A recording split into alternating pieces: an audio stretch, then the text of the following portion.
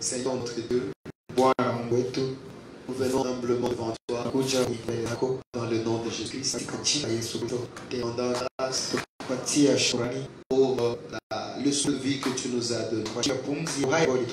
Te remercions infiniment. Beaucoup de choses se sont passées au courant de la semaine. Tu nous as gardés.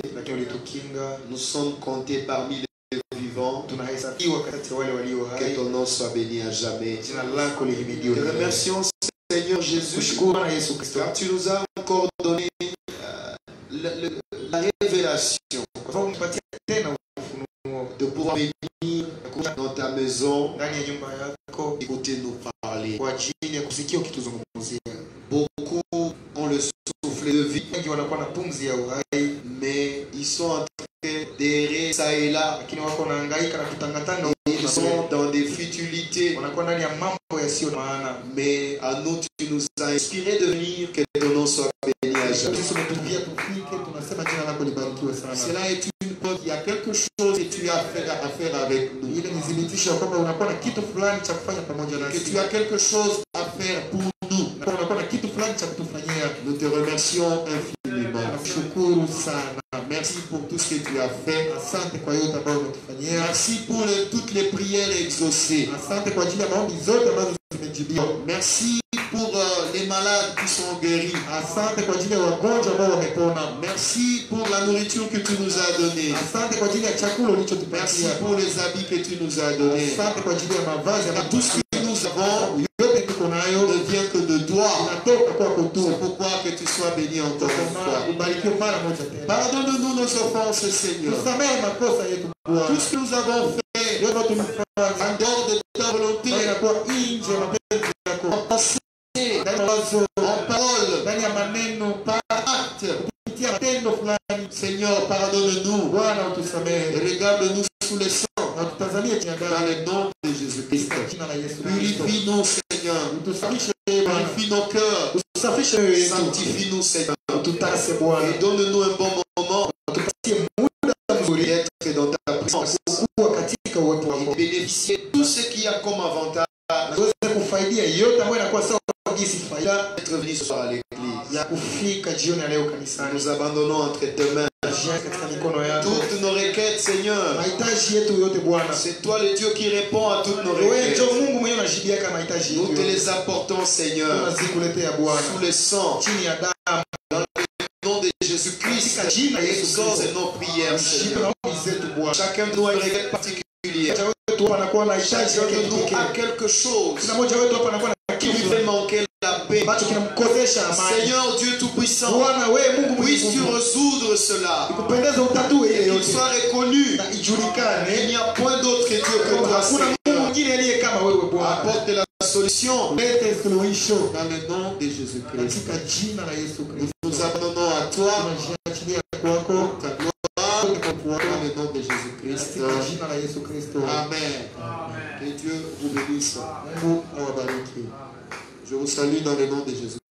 Nous remercions notre Dieu pour la grâce qu'il nous a donnée et de nous retrouver en ces lieux. Que Dieu soit béni à jamais. Sans tarder, nous allons chanter. Nous allons chanter numéro 140 en Swahili. Donnez-moi la guitare, s'il vous plaît. Donc on a déjà fait fait d'autres cantiques. Sema tulishafanya nyimbo zingine. Donc on va les arranger et puis Sema tutazitengeneza na baadaye. On va s'assurer que sur chaque banc il y ait un cantique en français et un autre en Swahili. Tukishamaliza kutengeneza tutahakikisha kwamba kumekuwa nyimbo ya Kiswahili na ya Kifaransa. Amen. Dieu soit béni. Amen. Mungu abarikiwe. 140 en Swahili. Namba 140 ndani ya nyimbo za Kiswahili.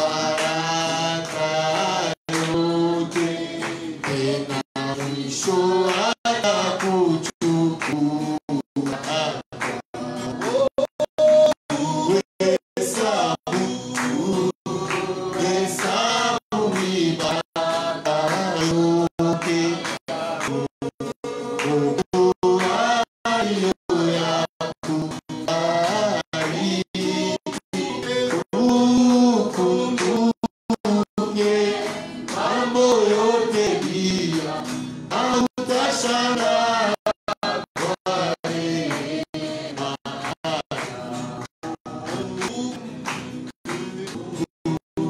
hesabu miaraka yote Mungu aliyoyabariki.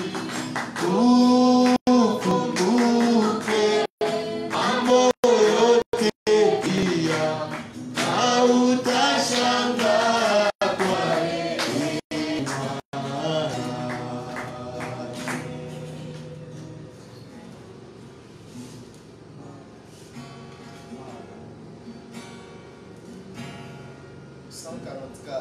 Mia moja makumi nne na nne. Sawa na kisima safi chenye maji mengi mema, ni upendo wa Mwokozi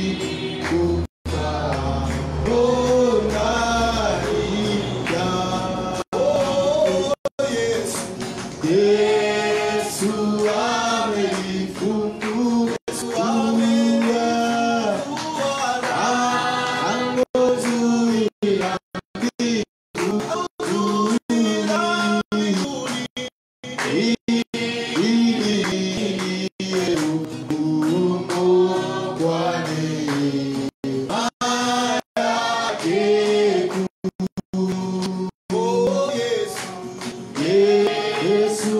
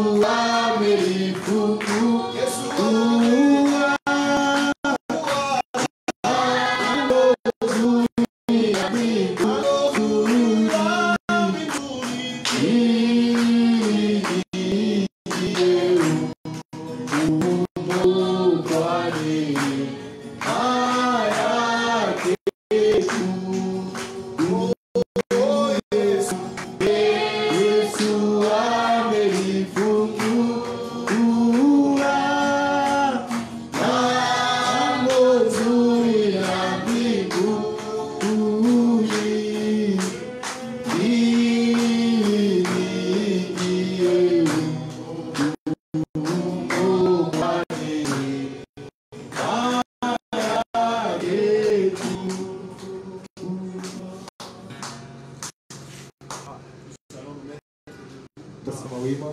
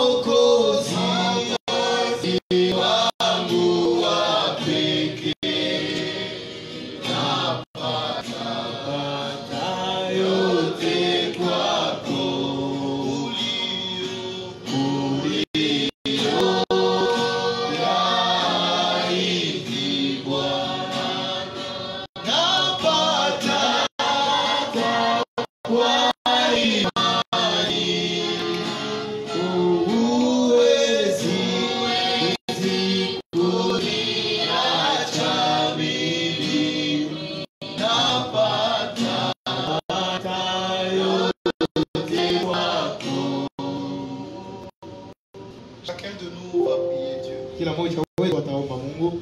Prions Dieu, chacun de nous. Tuombe Mungu kila mmoja wetu En quelques minutes, ana dakika chache avant de pouvoir continuer. mbele ya kuendelea.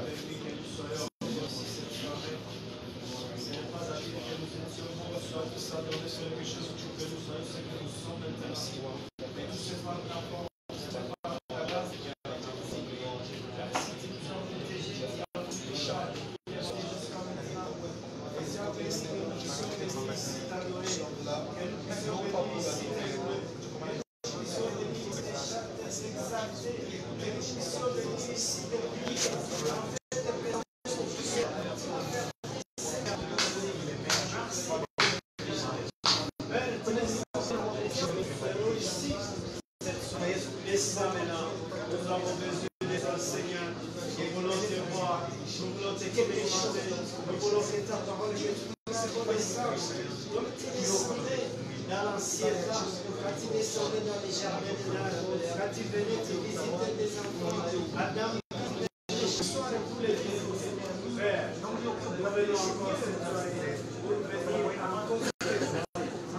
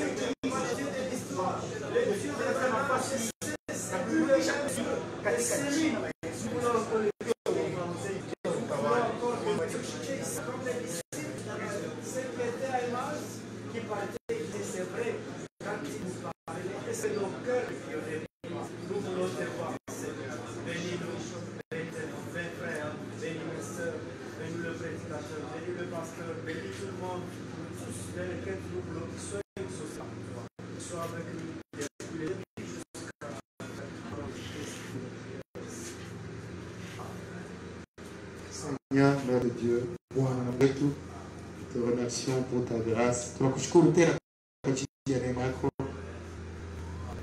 Fais descendre de ta présence au milieu de nous. Ushushe uwepo wako katikati yetu. Nous sommes seulement des bâtons. Tuko tu mamerikebu. Nous sommes des bâtons de morceaux de bois. Tuko tu vipande ya miti, tuko mafimbo. Ce qui est de plus viendra de toi, Seigneur. L'ambayo ni ya zaidi ya samani itatokea kwako. Nous avons été coupés.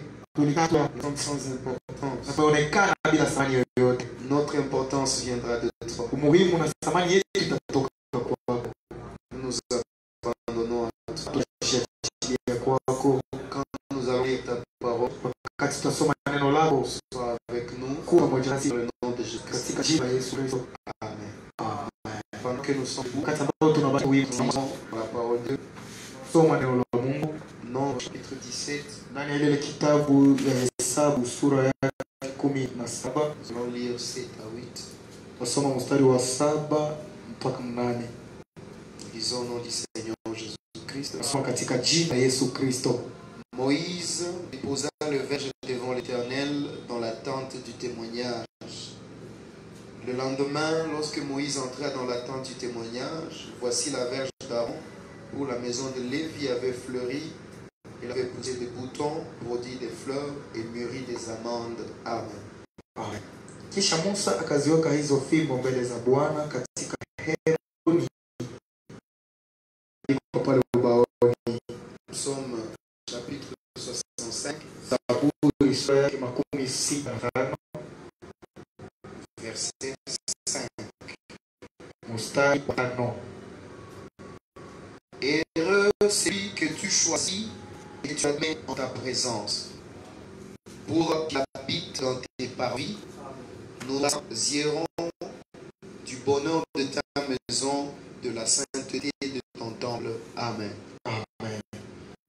Heri mtu yule umchaguaye kukaribisha akae nyumbani mwako na ushibe wema wako takatifu pa hekalu lako. Amina. Amen. Vous pouvez vous asseoir.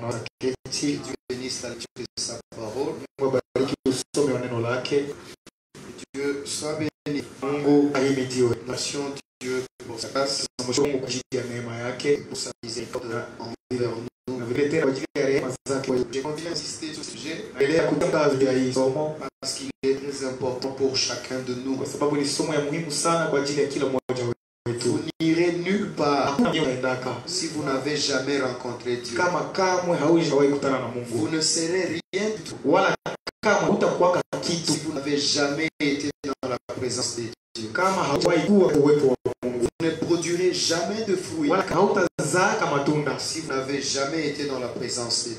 kama kamwe haujawahi kuwa katika uwepo. C'est quelque chose de très important pour chacun de nous. Kitu fulani cha muhimu na cha thamani kwa kila mmoja wetu. Aucune église ne peut vous sauver. Hakuna kanisa yoyote ambayo inaweza kukuokoa. Aucun homme n'est capable de vous changer. Wala hakuna hata mtu yoyote ambaye kuna uwezo wa kukubadilisha. Le seul qui est capable de vous changer, Mmoja anakuwa na uwezo wa kukubadilisha. c'est Dieu Ni lui-même. Mungu yeye pekee. Voilà pourquoi Tazama kwa nini je suis en train de tout faire niko nafanya yote pour que vous preniez conscience ili kwamba uweze kukamilika, que venir ici ya kwamba kukuja hapa ne vous aide à rien na haikusaidie kwa kitu si vous n'avez pas encore rencontré le Seigneur kama bado Jésus-Christ. utakuwa haujawahi kutana na Yesu Kristo. Même si vous allez produire un changement, Hata utazaa mabadiliko, ça sera un changement propre à vous. itakuwa ni mabadiliko yako wewe Si mwenyewe ce n'est pas un binafsi. changement produit par Dieu lui-même, Kama itakuwa haiko mabadiliko ambayo yanatokea kwa Mungu mwenyewe, alors vous serez tout simplement comme un hypocrite sasa pale utakuwa kwa tu sawa jinsi qui mnafiki, fait les choses utafanya mambo pour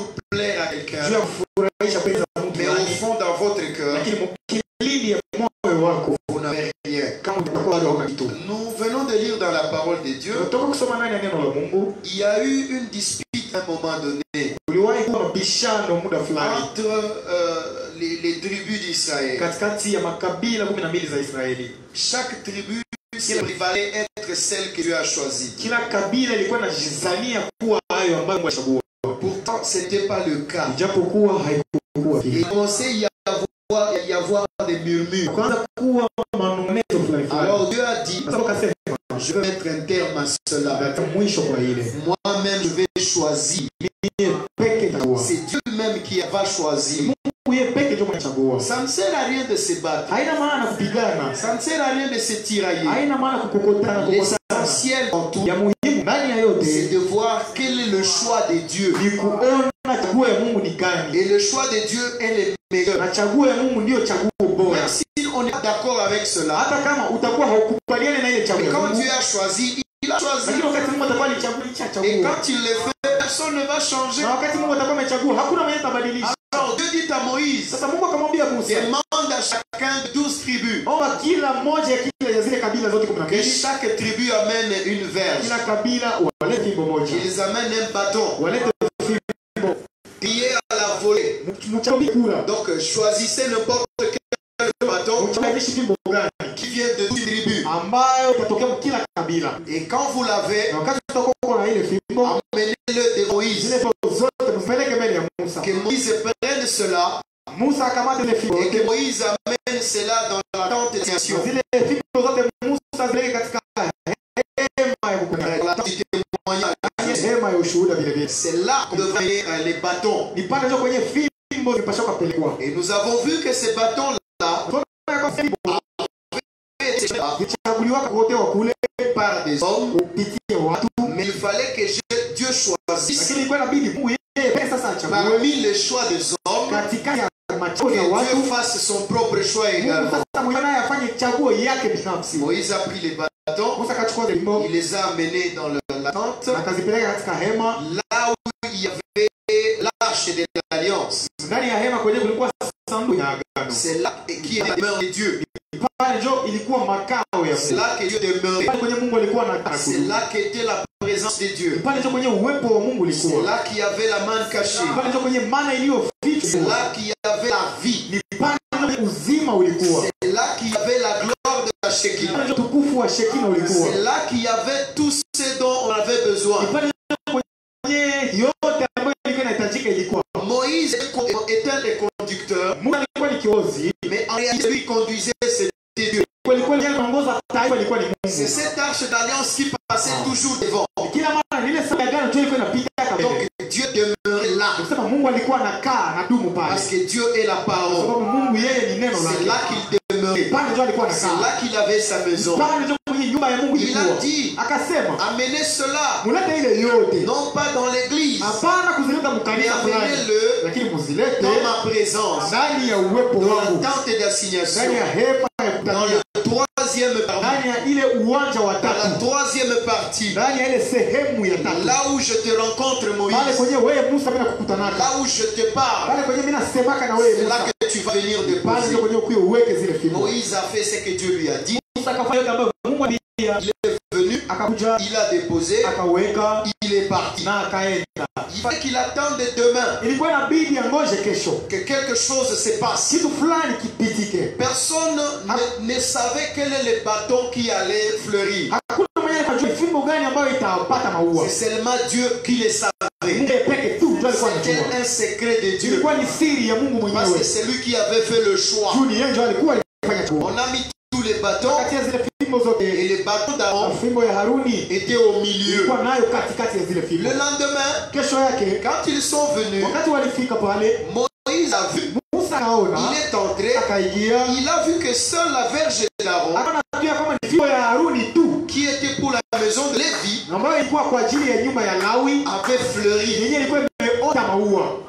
Posez-vous la question. Jiulize swali, Un bâton, une verge. fimbo tu ya kawaida. C'est comme le chevron ici. Sasa kisi ile muti chevron, Un chevron qui n'a pas de hii vie. chevron muti yenyewe inasimama hapa haina uzima.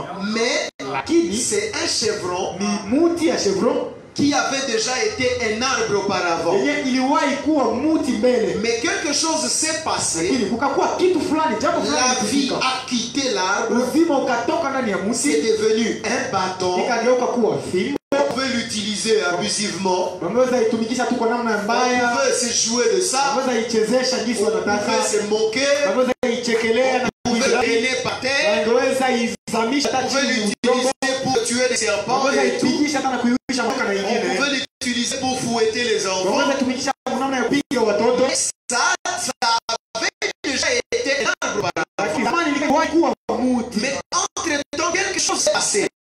hata hivyo kitu fulani kilipitika. Et quand quelque chose s'est passé, Wakati kitu fulani kilipitika, la vie a quitté. uzima ukatoka, Il n'y avait plus de vie. kulikuwa hakuna tena uzima. D'accord? Sawa, La vie a quitté. uzima ukatoka.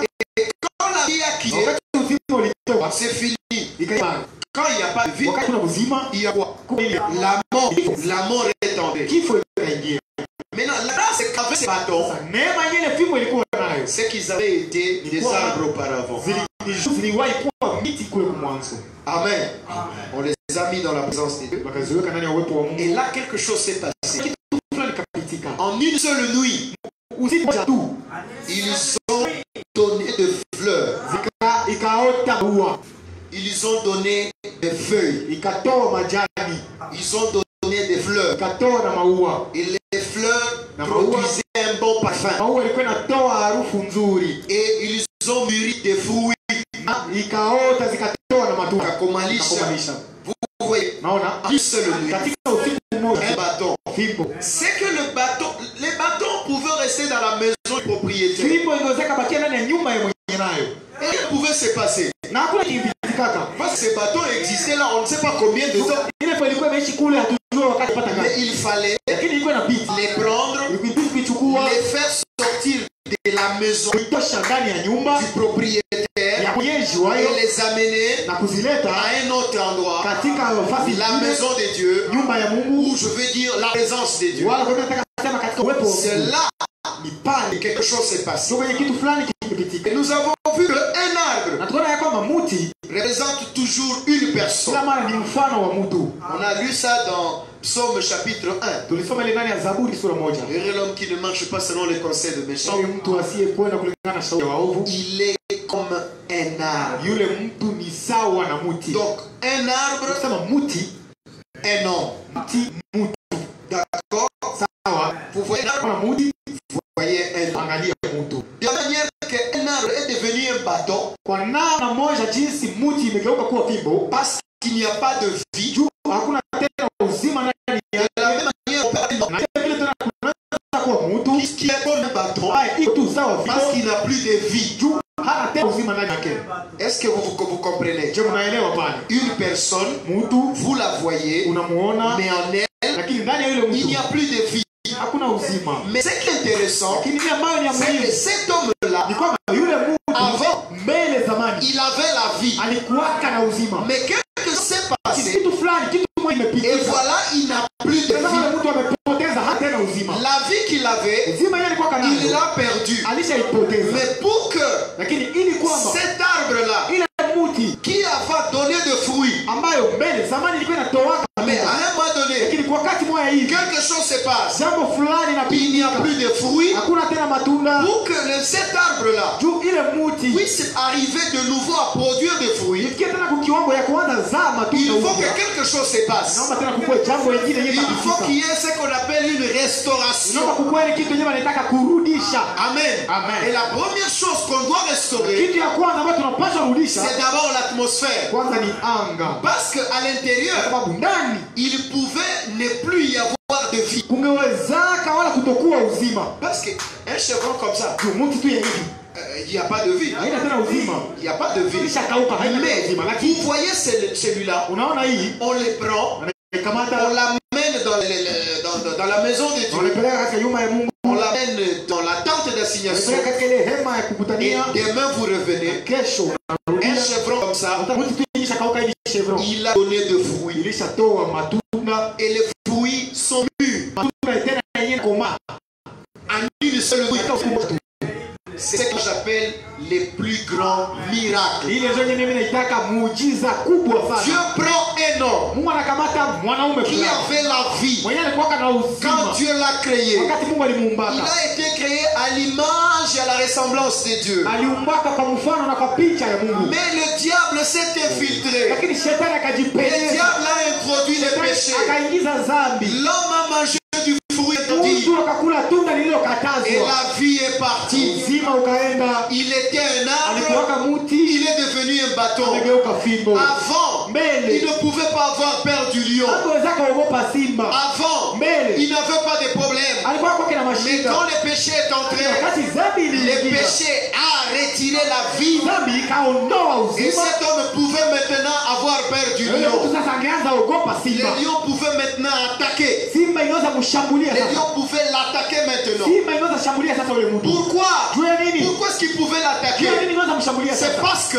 Ni juu il n'avait plus de vie. hakukuwa tena na uzima Il a ndani perdu yake. de vie. Alipoteza Mais uzima. gloire soit rendue à Dieu. Lakini utukufu Parce que urudie Dieu Bwana. a dit, Kwa sababu Mungu alisema, Adam, Adamu, tu as fait ça, ulifanya hivi, mais je lakini t'enverrai un rédempteur. nitakutumia Je mkombozi. t'enverrai la sémence de la femme. Nitakutumia mbegu Tu uzao as été mwanamke. créé à mon image Uliumbwa kwa mfano et à ma wangu na ressemblance. kwa picha Je yangu. n'accepterai pas de te perdre. Kamwe sitakubali kukupoteza. Puisque tu as fait ça, Kwa sababu ulifanya tu vile, vas souffrir. utateseka. Tu n'auras pas de vie. Hautakuwa kana Tu vas uzima. souffrir. On Utateseka. va se moquer de toi. Atakuchelea. Mais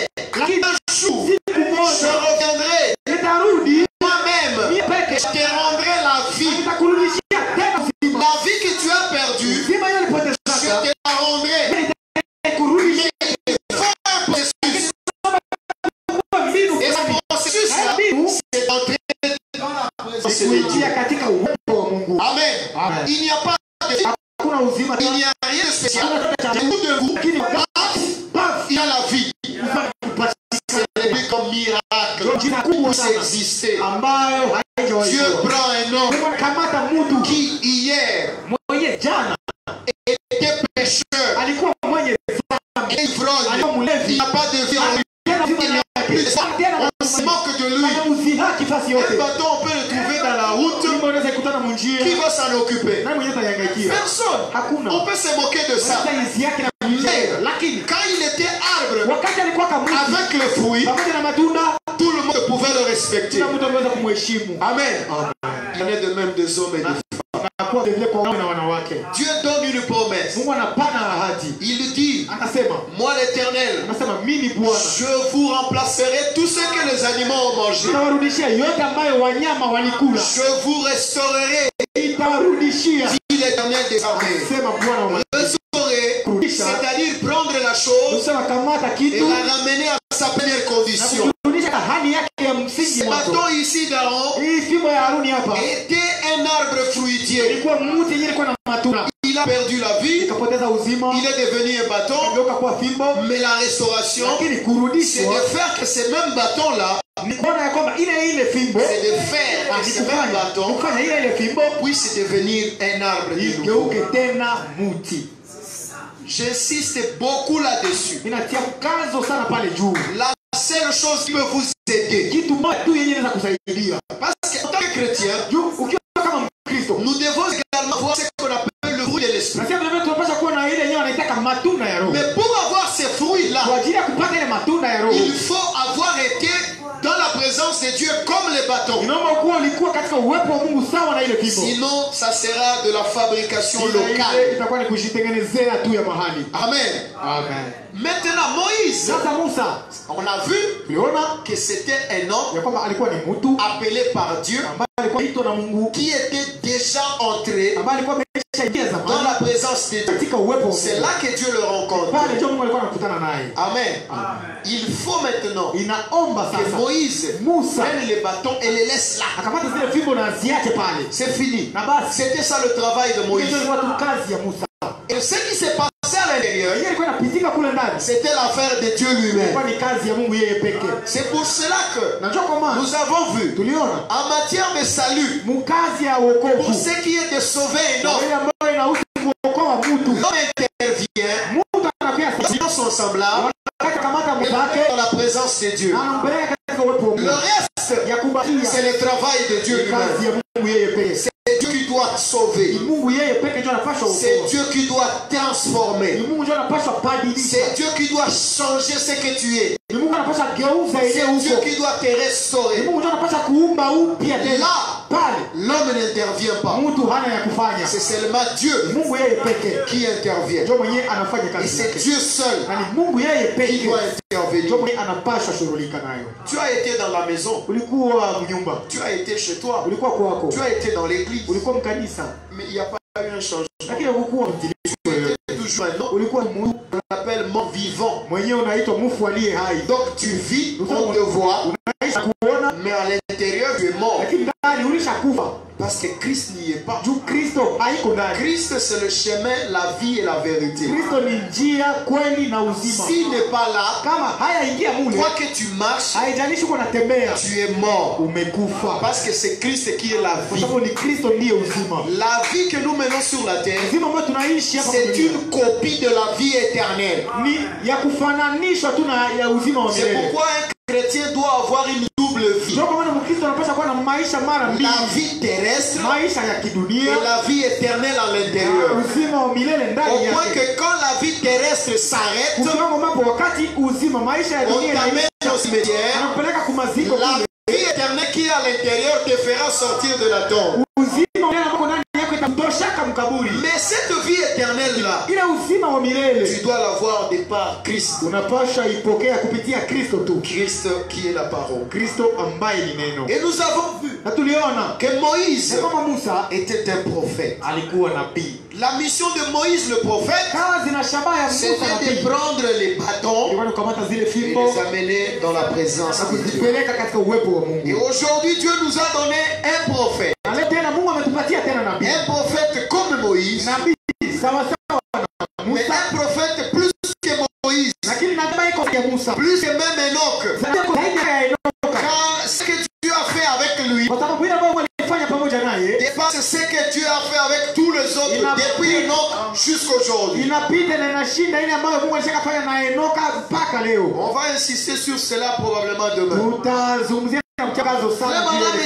Nabii wote wanasema Je ne suis pas venu construire des églises ou des dénominations, sikukuja kutengeneza makanisa wala madhehebu, mais je suis venu construire des individus lakini nimekuja nijenge watu afin de leur faire ili kwamba niwafanye wale watu l'image parfaite de Christ, wafanye mifano kamilifu ya en Kristo, fait qu'ils soient les distributeurs de la puissance de ili Dieu kwamba wale watu wako wagawanyaji wa uzima wa milele par son esprit qui habite en eux. kupitia roho wake anayekaa ndani yao. Ensuite il dit, Na baadaye anasema moi ma préoccupation mie kazi yangu c'est pas de construire des dénominations, haiko ya kujenga madhehebu, mais ma préoccupation lakini kazi yangu ambayo c'est de inahusu voir s'établir ni kuangalia mahusiano une relation personnelle mahusiano ya kipekee entre l'homme kati ya Dieu, mtu na Mungu wake, dans laquelle ndani yake les ambayo hommes watu et les femmes na wanawake deviennent de nouvelles créatures wanaume na wanawake wanageuka viumbe vipya remplies de l'esprit de Dieu. wamejazwa na roho wa Une Mungu, relation personnelle, mahusiano ambayo ni ya kipekee sans médiateur, ambayo haina mpatanishi. sans personne qui Hakuna s'interpose. mtu mmoja atakayejitia katikati Il n'y kwa a pas un patanishi. prêtre qui va dire Hakuna padri mmoja atakayesema non, je vais prier pour toi, hapana, mimi nakuombea comme tu as un enfer, jinsi uko je kuzimu, vais t'amener au nataka ciel. nifanyie maombi kuwewe Une mbinguni. relation Ni personnelle. mahusiano ya kipekee. Quand tu es vivant, Wakati uko hai tu dois travailler pour ton salut unatumika kwa ajili ya avec wokovu wako crainte et tremblement. pamoja na uoga na Si tu kutetemeka. meurs, Kama unakufa, la mort ne change rien. kifo haibadilishi La mort kitu. change de demeure. Kifo ni mabadilisho ya Si viwango. tu étais pécheur ici, Kama ulikuwa mwenye dhambi quand hapa, tu meurs, wakati unakufa tu continues à être pécheur là-bas. unaendelea kuwa mwenye dhambi kule. Or, quand tu es mort, Ijapo wakati umekufa, il n'y a plus moyen pour toi hakuna tena njia na wala de namna kwako changer les ya choses. kubadilisha mambo. C'est pourquoi Ndio kwa maana nous devons, en tant que vivants, sisi tukiwa kama wenye hai nous devons faire les choses tunapaswa kufanya mambo à pouvoir être dans la volonté parfaite de Dieu. tukiangalia kwamba tuweze kuwa katika mapenzi makamilifu ya Mungu. Ici, comme on a dessiné la fois passée, Hapa sasa tulichapaka wakati uliopita. il y avait 3 parvis. Kulikuwa viwanja tatu. Le parvis extérieur, Uwanja wa nje, parvis extérieur, uwanja wa nje. ça représente l'église. Hii inawakilisha ni mfano wa kanisa. C'est là que vous êtes assis. Ndio pale kwenye mnaikala. Deuxième parvis, Uwanja wa pili c'est le lieu saint. ni ile nafasi takatifu. Lieu saint. Nafasi takatifu. C'est ici où le prédicateur... Non, c'est au niveau de l'autel. Ni hapo kwenye watu wanakuja kutumia kutubu Quand kuomba. on va construire, on va bien arranger. Wakati tutajenga tutatengeneza. Et la vizuri. troisième partie, Na ile sehemu ya tatu qui était à l'intérieur, ambayo ilikuwa ndani c'est le lieu très saint. ni ile nafasi takatifu sana. C'est ici Ni hapa qu'il y avait l'arche. ndio kwenye sanduku ya agano ilikuwaka. Et là où il y a l'arche, Na kwenye sanduku ya agano c'est ilikuwa là qu'il y a la présence de Dieu. pale ndio kwenye uwepo wa Mungu ulikuwa. Amen. Amen. Le parvis extérieur, Hii uwanja wa nje ça représente votre corps ni mfano wa mwili yako. qui a 5 portes. Ni na milango tano. Les lieux saints, Nafasi takatifu c'est ici où il y avait le chandelier. ni hapa ndio kwenye kinara ilikuwa. Mais ici, Lakini hapa nje il y avait un bassin d'eau. kulikuwa geti ya maji. C'est là qu'on lavait les sacrifices. Ni pale ndio kwenye walikuwa nasafishia zabihu. Quand tu amènes un sacrifice, Wakati unakuwa na zabihu on le lave unaiosha pale avant de l'introduire ici à mbele l'intérieur kuingiza humu ndani où il y avait l'autel. kwenye madhabahu ilikuwa. Là où on brûlait l'encens Kwenye walikuwa na choma et là où uvuma on brûlait les sacrifices. Ici, le bassin d'eau représente le baptême d'eau. C'est la deuxième partie du corps. C'est-à-dire, c'est votre esprit. Amen. Et la troisième partie, c'est votre âme. C'est ce qu'on appelle l'âme. Ok? Maintenant, quand on a dit à Moïse d'amener les bâtons, on lui a dit de les amener où? Est-ce qu'on lui a dit d'amener ça ici? Non, monsieur. Est-ce qu'on lui a dit d'amener les bâtons dans les lieux, le parvis extérieur? Est-ce qu'on lui a dit de les amener à l'église? Deuxième chose, est-ce qu'on lui a dit d'amener ça dans les lieux saints? Là, à l'hôtel. Parce que la troisième partie ici, ça représente maintenant là où le prédicateur se tient. Ce n'est pas n'importe qui doit se tenir là-bas. On ne lui a pas dit d'amener ça ici. Non. On lui a dit d'amener les bâtons où? Là où moi, Dieu, je te rencontre, Moïse. C'est-à-dire ici, dans les lieux très saints. Voilà pourquoi le véritable salut, ce n'est pas lorsque vous avez une manifestation physique. Le corps, tu cries, tu danses, non. Ce n'est pas non plus parce que tu parles en langue. Parce que ça, c'est au niveau de l'esprit. Mais la véritable nouvelle naissance, c'est lorsque Christ entre dans ton âme. C'est là que tu es né de nouveau. C'est là la régénération. C'est là la nouvelle naissance. Mais avant d'arriver ici, on passe par là. Les bâtons sont passés par là. Justification. Les bâtons sont arrivés là-bas. Sanctification. Et les bâtons sont passés par ici. Ça, c'est les voiles. Le baptême du Saint-Esprit. Et ici, maintenant, à l'intérieur, c'est là qu'il y a le vrai Saint-Esprit. Parce que Frère Branham nous dit, vous pouvez être baptisé du Saint-Esprit. Ils sont passés à l'église, oui. Mais il ne s'est pas arrêté là. Ils ont continué. Mais il ne s'est pas arrêté là. La destination, c'est là que se trouve Dieu. Est-ce que nous sommes d'accord? Est-ce que nous comprenons? Les arts sont les hommes comme toi et moi. Lorsque Dieu nous prend, il utilise un prédicateur qui prêche. Il faut que ce prédicateur ait déjà été là-bas auparavant. Moïse était déjà là-bas. Moïse avait déjà rencontré Dieu là-bas. C'est pourquoi la Bible nous a dit, Moïse est là où je te rencontre. C'est là que tu dois amener les bâtons. Il y était déjà arrivé. Et là, il pouvait amener les autres là-bas. Parce qu'on ne donne que ce qu'on a. On ne peut pas donner ce qu'on n'a pas. On ne peut pas conduire les gens là où on n'a pas encore été. Puisque Moïse était déjà arrivé là, il a pris le bâton, il les a amenés, il les a déposés là, il est sorti. Ce qui s'est passé à l'intérieur, ce n'est plus l'affaire de Moïse. Moïse n'avait rien à faire. C'était maintenant le travail de Dieu pour amener l'arbre à la restauration.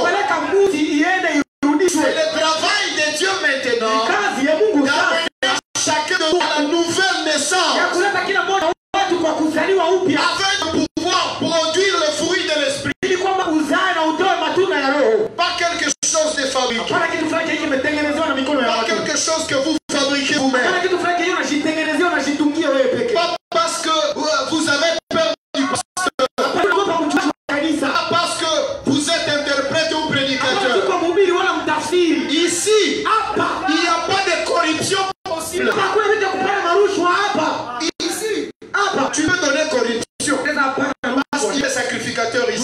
Même dans les deuxièmes lieux, il y a des sacrificateurs. Mais ici, c'est seulement les souverains sacrificateurs.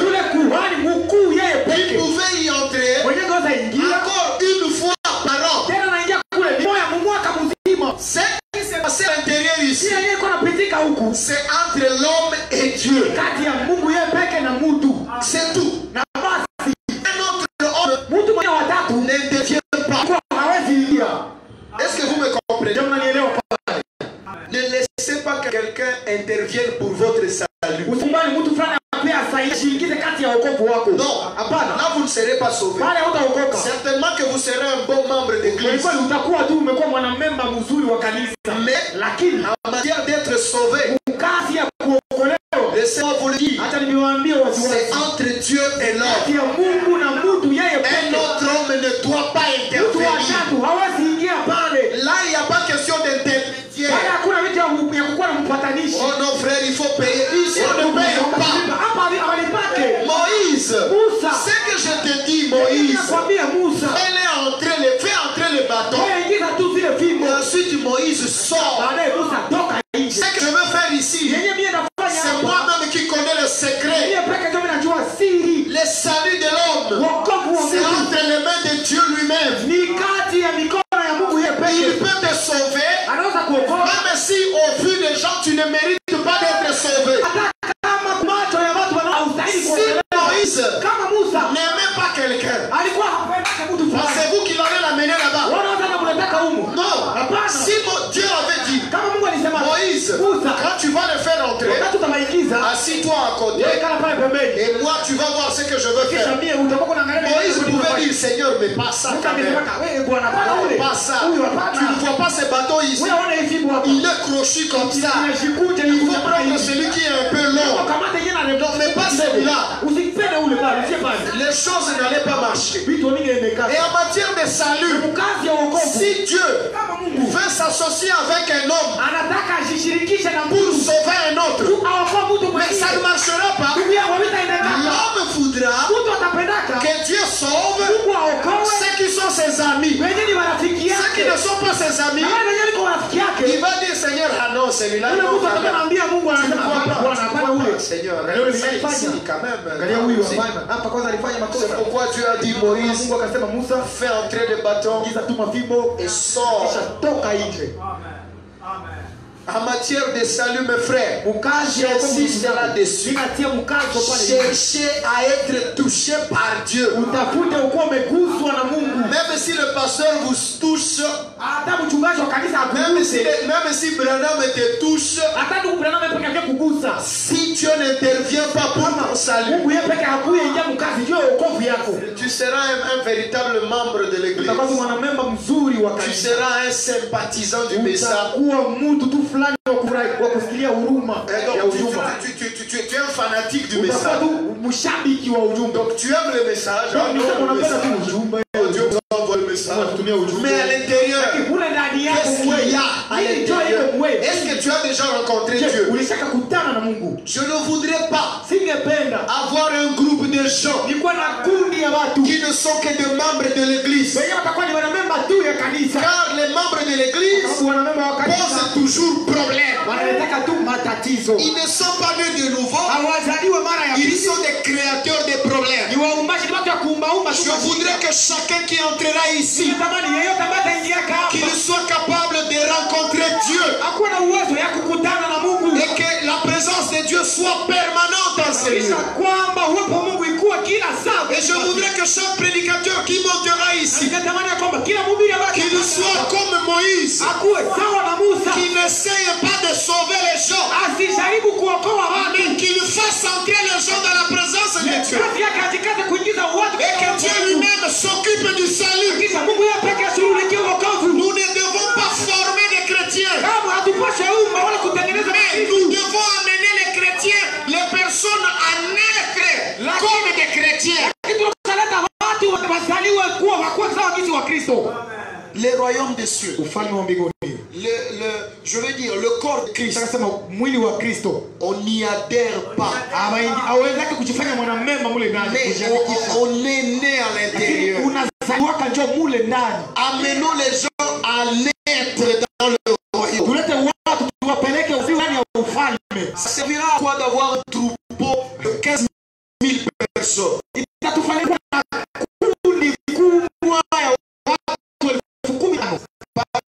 Pendant que ces gens-là sont là seulement pour acclamer. Ça servira à quoi? Qui sont là seulement par fanatisme. Ça servira à quoi? Si vous êtes nombreux, soyez là parce que vous êtes convaincus et que vous avez rencontré Dieu. Si vous êtes peu nombreux, c'est la même chose. Dieu ne regarde pas au nombre de personnes, mais Dieu regarde à la qualité du cœur, la façon dont vous vous comportez vis-à-vis de la parole. Dans la prédication Une vie cachée, le 6 octobre 1955, paragraphe 41, en ces mêmes lieux, en ces mêmes lieux, on avait placé la verge d'Aaron pour déterminer qui Dieu avait choisi. Arrêtez de nous casser les oreilles. Oh non frère, moi Dieu m'a appelé.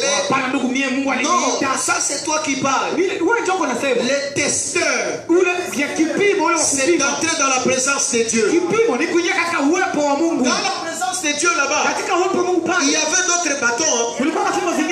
Il n'y avait pas seulement le bâton de Moïse. Il y avait d'autres bâtons, mais qui n'avaient pas été vivifiés. Pour déterminer qui Dieu avait choisi et qui il n'avait pas choisi. Et cette verge qui était un stick mort était revenue à la vie en une seule nuit. Et elle avait bourgeonné et produit des amandes. Non seulement elle était revenue à la vie, mais aussi elle avait bourgeonné et porté des fruits. Un véritable type du pécheur amené devant Dieu dans les lieux saints.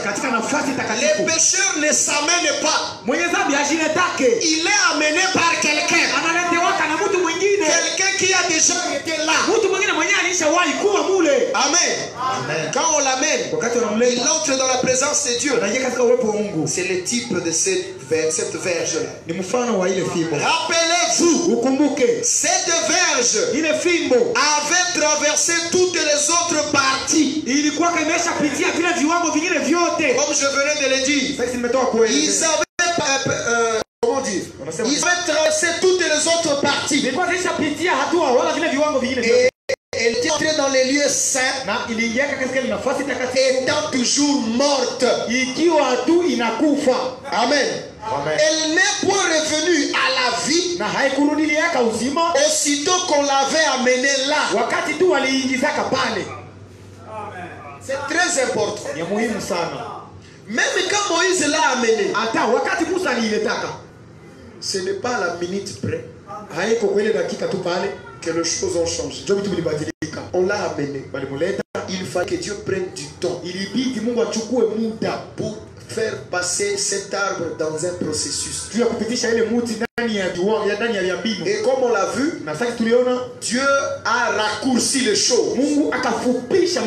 Il a fait que les choses se raccourcissent. Amen.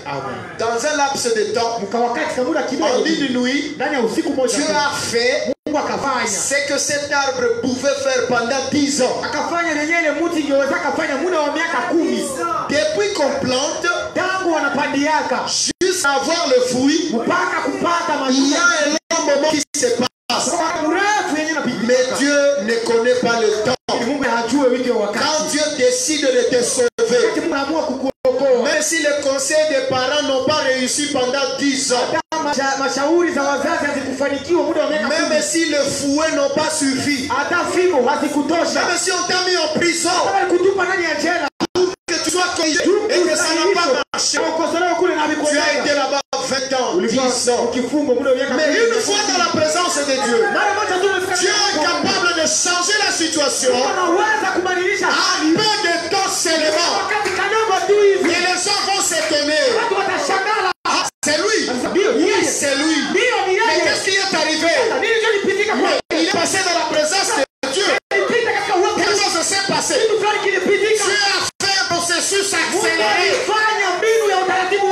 Et quand Dieu est au point de ton enfant, quand Dieu s'apprête à faire quelque chose pour toi, parfois il passe au-dessus de loi de la nature. Amen. Ces bâtons-là, ici à l'intérieur, il n'y avait pas de limon fertile. Il n'y avait pas de fertilisant. Il n'y en avait pas. Et puis c'était la nuit. Pour qu'une semence puisse germer, il faut la pluie. Il n'y avait pas la pluie. Il faut aussi la lumière du soleil. Mais il n'y avait pas de soleil à l'intérieur. Mais celui qui était à l'intérieur, c'était le créateur de toutes choses. Il pouvait illuminer la chose. Amen.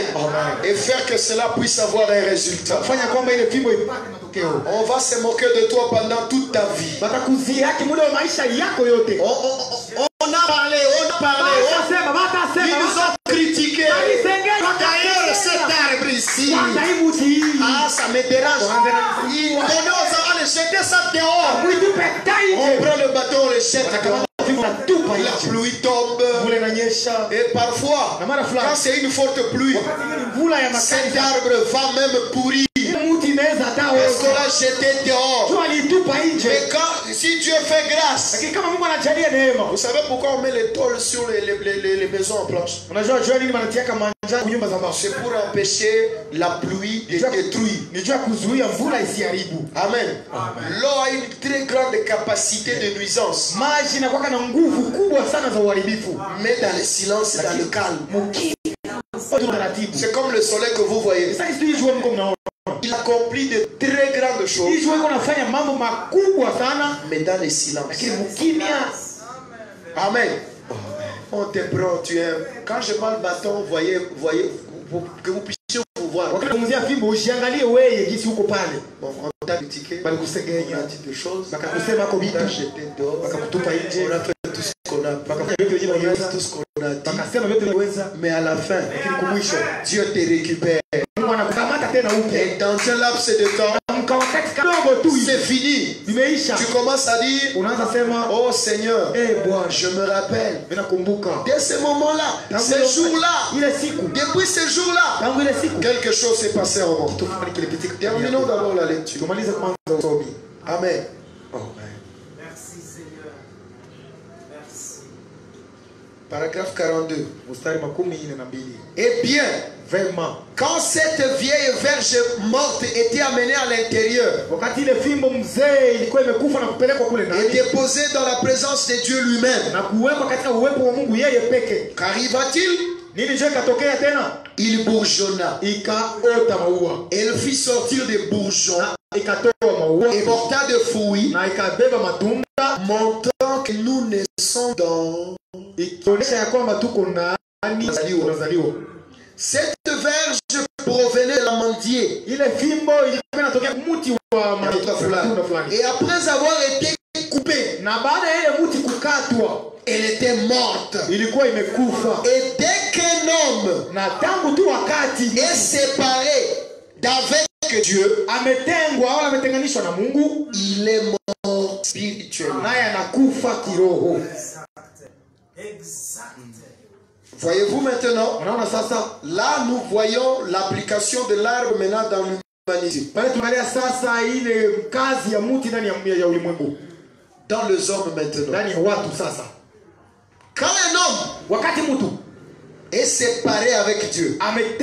ametenganisha na Mungu. Il est mort spirituellement. Amekufa kiroho. Peut-être qu'il va continuer à danser. Sasa ataendelea tu kucheza. Peut-être qu'il va crier. Sasa ataendelea kupaza sauti kulalamika. Mais il est mort. Lakini alishakufa. Amen. Dès qu'un homme a été séparé de... C'est pourquoi ne vous séparez jamais d'avec Dieu. Et Dieu, c'est la parole. Ne vous séparez jamais d'avec la parole. Quoi qu'il advienne, même si c'est une question de vie ou de mort, acceptez la mort, mais gardez toujours la parole de Dieu. C'est cette parole que vous servez. C'est la même parole qui vous ressuscitera un jour. Parce que si vous vous séparez d'avec Dieu, c'est fini. La mort entre. Le diable va entrer. Et c'est fini. Mais une fois amené dans les lieux de Dieu, dans la présence de Dieu, il revient à la vie. Et il produit la vie. Il bourgeonne et il donne des fruits. Jésus s'est rendu auprès d'un arbre pour y chercher des fruits. Un arbre qui ne porte pas de fruits. Qu'est-ce que la Bible dit? On va le couper et on va le jeter au feu. Il n'aura même pas la chance d'être régénéré. On va le jeter au feu carrément. Et toi, frère ou soeur, si tu ne portes pas de fruits, c'est fini. Dieu va te couper. Il va te jeter au feu. Tu as intérêt à produire des fruits. Mais ça ne doit pas venir par toi-même. Ça ne doit pas être une imitation. Mais ça doit être quelque chose d'authentique, produit par la vie de Dieu. Amen. Jésus s'est rendu auprès d'un arbre pour y chercher des fruits. Cet arbre avait tout sauf le fruit. Et toi, peut-être que tu as tout sauf le fruit. Tu as téléphone, tu as ordinateur, tu as voiture, tu as maison, tu as des habits, tu as l'argent, mais sauf le fruit.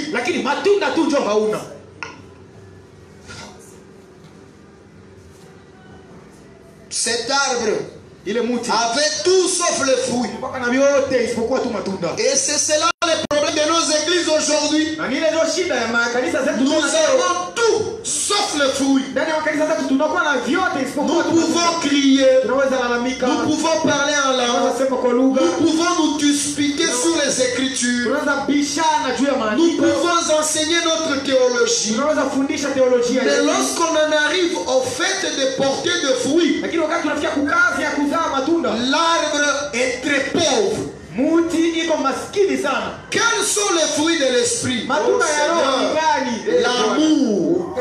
Est-ce que tu as l'amour? Je ne parle pas de l'amour que tu as pour aimer ta femme, pour aimer tes enfants, non plus pour aimer les gens avec qui vous êtes en communion. Je parle de l'amour divin qui te fait aimer même ton pire ennemi. Un amour sans parti. Ce n'est pas que tu aimes quelqu'un parce qu'il t'aime.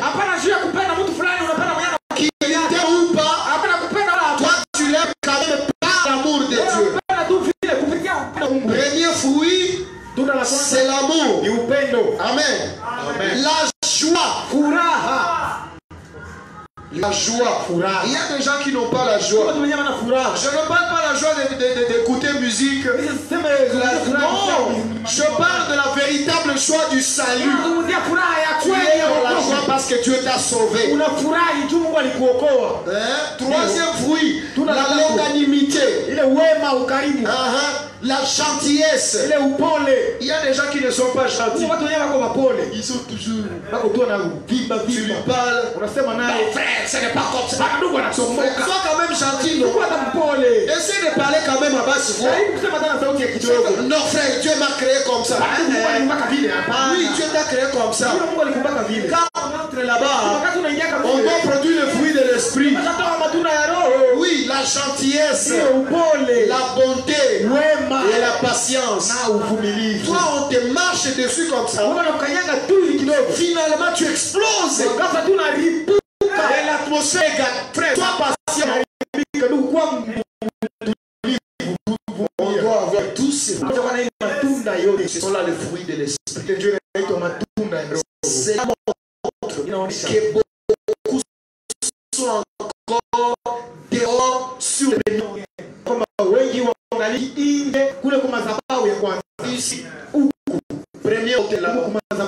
Si tu n'as pas vu, tu es soit ici, soit là-bas.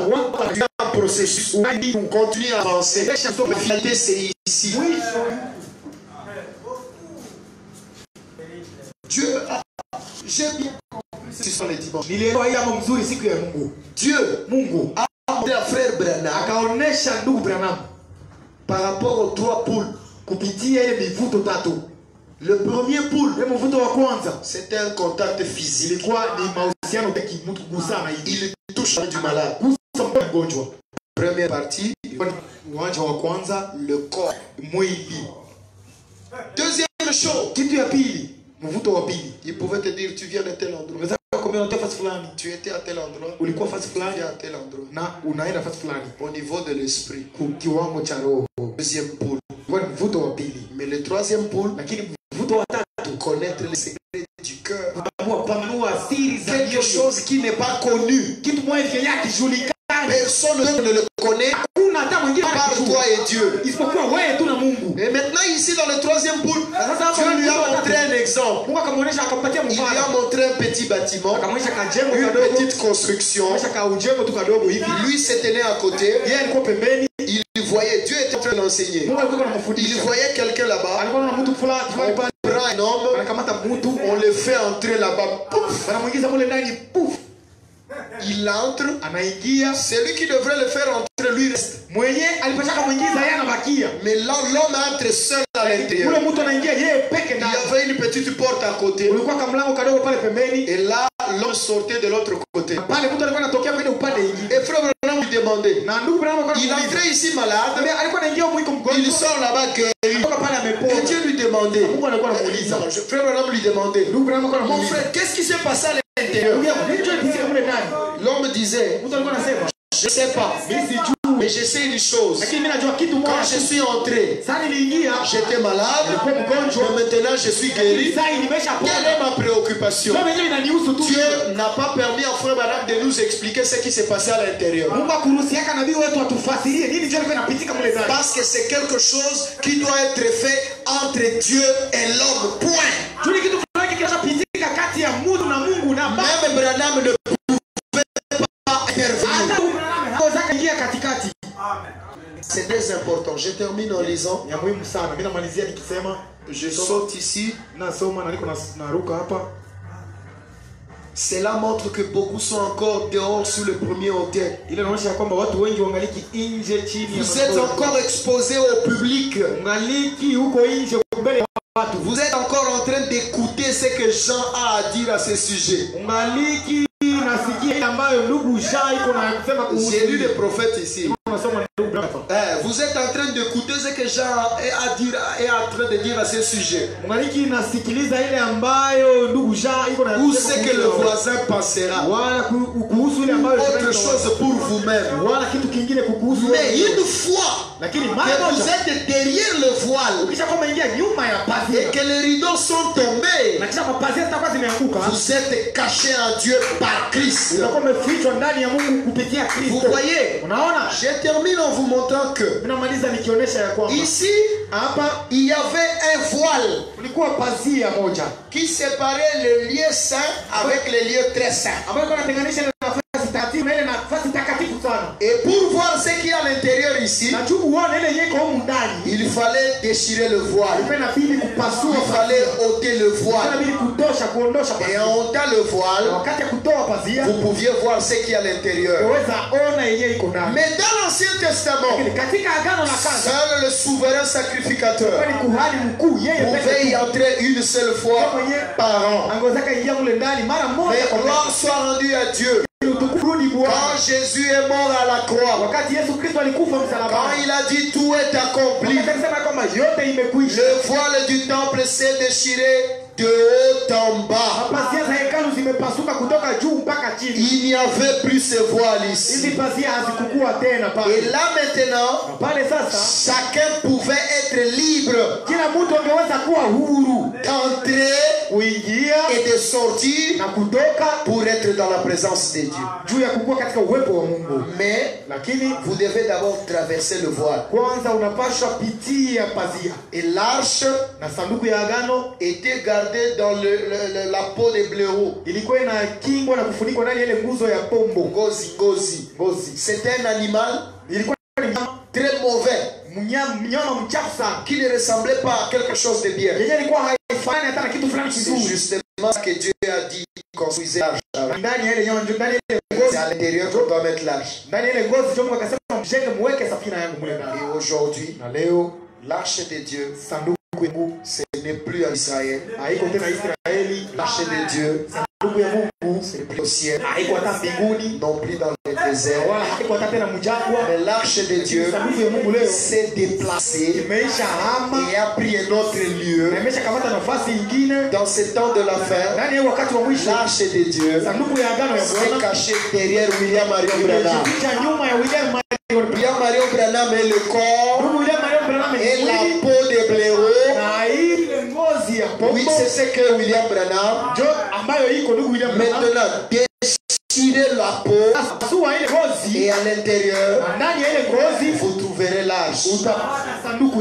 Mais ça ne s'est pas arrêté avec William Branham. L'arche de Dieu, c'est le Saint-Esprit dans l'homme. Vous voulez voir la présence de Dieu? Cherchez l'homme qui voit les dieux.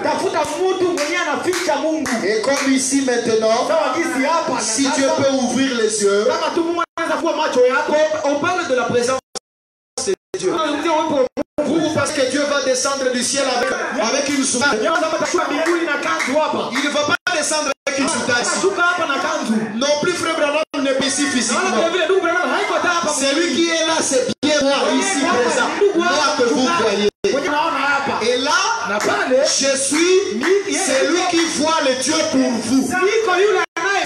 Je suis capable, par le ministère que Dieu m'a donné, de faire descendre la présence de Dieu, afin que vous puissiez voir cela. Moi, je vous fais entrer, parce que je suis déjà entré, et le reste, c'est Dieu qui va le faire. Moi, ma préoccupation, comme Moïse, c'est de vous faire entrer. Parce que Josué et Caleb, Dieu leur a dit: je serai avec vous comme j'ai été avec Moïse. De la même manière que Moïse faisait entrer les gens, de la même manière, Josué et Caleb pouvaient faire entrer les autres. Josué représente le Saint-Esprit. Et Caleb représente les croyants. C'est l'avenir. Même toi, si tu as déjà rencontré Dieu, tu peux faire entrer quelqu'un d'autre. C'est de ça que nous parlerons par la grâce de Dieu. Que Dieu vous bénisse au nom de Jésus-Christ. Amen. Nous allons nous mettre debout pour une prière. Qui nous veut entrer? Qui veut entrer? Qui veut que je le fasse entrer maintenant? La mission que tu m'as donnée en tant que son serviteur, en tant qu'un Josué, en tant qu'un Caleb, enrôlé dans le ministère de William Branham. Qui veut que je lui fasse entrer?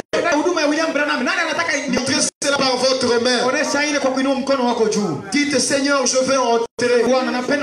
Accorde-moi la même grâce. Comme tu l'as fait pour les arbres. Moi aussi je suis un arbre. Seigneur, je suis venu ici. C'est toi qui m'as appelé. Personne ne m'a appelé. C'est toi qui m'as convaincu de venir ici. C'est toi, c'est toi. Comme tu avais ordonné qu'on amène les arbres. Et quand tu donnes un ordre, qui peut s'opposer à cela? Seigneur, maintenant je suis là. Seigneur, donne-moi la grâce. Il y avait beaucoup d'arbres qui étaient entrés, beaucoup de bâtons. Mais c'est seulement un seul qui a reçu la grâce de produire le fruit. Seigneur, accorde-moi cette grâce. Si tu m'as amené à l'église ce soir, justement, tu sais qu'on allait parler de ça. Et maintenant je viens, Seigneur. Tel que je suis, je viens. Dites-le au Seigneur. Dites-le dans votre cœur. Tant que je prie. Seigneur notre Dieu, moi-même je lève main. J'ai besoin d'entrer, Seigneur. J'ai besoin, oh Dieu, d'entrer dans ta présence. J'ai besoin d'avoir la vie. J'ai besoin d'avoir la nouvelle naissance. J'ai besoin d'avoir l'esprit. J'ai besoin d'avoir les fruits de l'esprit. J'ai besoin de produire le fruit. J'ai besoin de cela, Seigneur. Les fruits qui seront consommés par l'humanité. Seigneur Dieu, fais-moi entrer. Je prie au nom de Jésus-Christ. Quiconque ici au milieu de nous, qui veut qu'il puisse entrer, Seigneur, oh, fais-le entrer.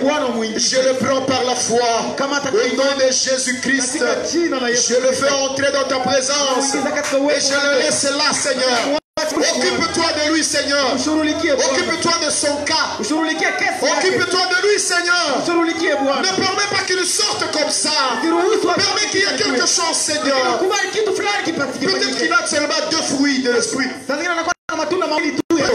2. Il faut en avoir au moins 7. Et les 5 codes sont, Seigneur. Accorde-lui, Seigneur, qui porte le fruit de l'esprit. Accorde-le, Seigneur. Jésus-Christ. Oh Dieu tout-puissant, tu n'avais pas demandé la permission au bâton. Tu ne leur as pas demandé. Est-ce que vous me permettez que je dise à Moïse de vous faire entrer? Toi-même tu as ordonné. Seigneur, moi aussi, Seigneur, tu as ordonné. Tu les as amenés ici. Je les fais entrer au nom de Jésus-Christ. Toi, la source de vie, produis une certaine atmosphère sur eux. Produis une certaine humidité. Afin, Seigneur, qu'ils soient capables d'être restaurés. Regarde, Seigneur. Regarde ce qu'ils ont été. Regarde toi-même. Eux-mêmes sont conscients. Il y a quelque temps, ils te servaient. Il y a quelque temps, ils étaient assunis à toi. Il y a quelque temps, ils priaient beaucoup. Il y a quelque temps. Mais Seigneur, regarde ce qui s'est passé. Le diable est entré. Le diable a apporté la mort. Mais gloire soit rendue à toi. Tu as permis, Seigneur. Tu as dit, je restaurerai. Seigneur, restaure chacun de nous au nom de Jésus-Christ. Comme Jésus a dit, Père, glorifie-moi de la gloire que j'avais auprès de toi. Dès avant la fondation du monde. Moi aussi je prie, Seigneur. Donne-nous la vie telle que nous en avions avant. Au nom de Jésus-Christ. Oh Dieu Tout-Puissant, puissions-nous produire des fruits. Donne-nous de la valeur. Que les gens nous respectent. Non pas parce que nous crions beaucoup, mais parce que nous produisons des fruits. Oh Seigneur, accorde-nous cela.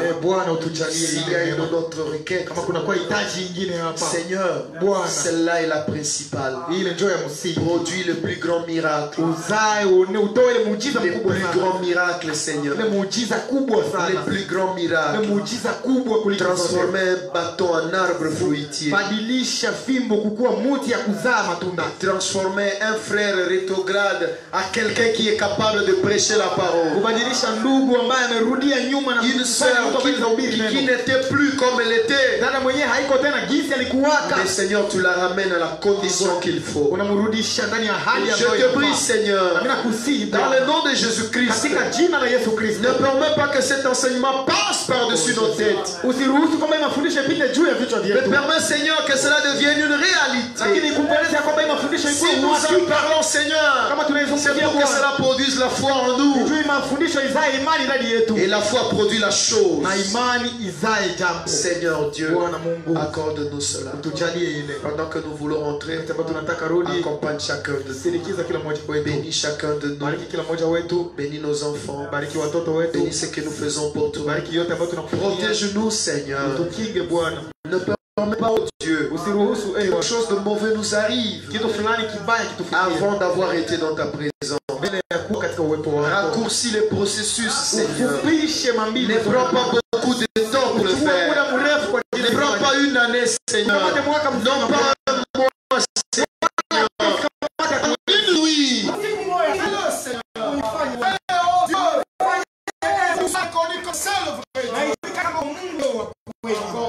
Tujalie ile kazi Bwana, katika jina la Yesu. Nous allons rentrer, tunarudia. Accompagne chacun de nous. Sindikiza kila mmoja wetu mpaka nyumba. Gloire soit à toi. Utukufu ikurudilie. Ta gloire yote kwa utukufu wako. Dans le nom de Jésus. Katika jina la Yesu Kristo. Amen. Que Dieu vous bénisse richement. Mungu awabariki sana. Nous remercions notre Dieu. Tunamshukuru Mungu wetu sa grâce kwa ajili ya neema yake. À la fin, tumefika mwisho. Que Dieu vous bénisse. Mungu awabariki. Rentrons avec la paix du Seigneur. Mrudi pamoja na amani ya Bwana. Nous sommes là encore demain. Tutakuwa tena hapa kesho à partir de 10h tangu saa 4 za asubuhi par la grâce de Dieu. Kwa neema ya Mungu. Merci Dieu. Namshukuru Mungu. Merci aussi chacun de vous qui a prié pour nous. Namshukuru kila mmoja wenu ambaye alituombea. Vous étiez malade, hospitalisé. Kwa mchungaji alikuwa mgonjwa na alikuwa anakwenda katika hospitali. Il est là, sois béni. Il ne savait même pas qu'il allait venir à l'église. Dieu te bénisse. Même si on est malade, Dieu doit prendre la première place. Parce que s'il nous donne la bonne santé, c'est pour que nous puissions nous avons le plus de frère qui est malade aussi. Maintenant, Seigneur, Dieu fasse quelque chose. Prions les uns pour les autres. Rentrons avec la paix du Seigneur. Dans le nom de Jésus-Christ. Amen. Dieu vous bénisse. N'oubliez pas aussi, quand vous vivez, invitez les gens, les amis, gens qui peuvent venir pour écouter la parole. Que Dieu vous bénisse.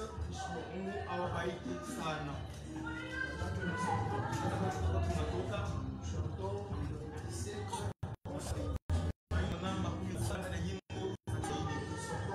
Que Dieu vous bénisse.